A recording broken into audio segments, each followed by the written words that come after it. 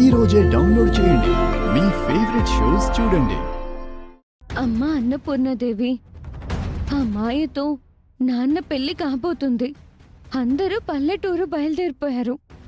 మరోవైపు అమ్మ తన కాపురాన్ని చక్కదిద్దుకోవడానికి మరియు అపహరణకు గురైన ఆభరణాల గురించి తెలుసుకోవడానికి తన వంతు ప్రయత్నం చేస్తుంది.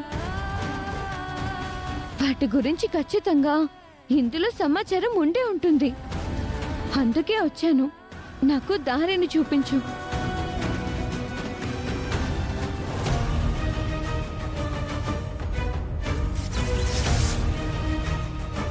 ఘట్టమనేని వంశపు చిన్న కోడలి జీవితం చక్కబడాలి అంటే పలు ఆలయాల నుంచి అపహరణకు గురైన ఆభరణాలను దక్కించుకోవాలి.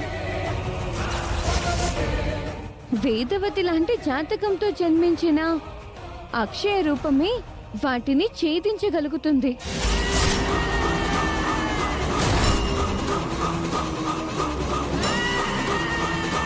అక్షయే సకల సమస్యలకు పరిష్కారం చూపించగలుగుతుంది.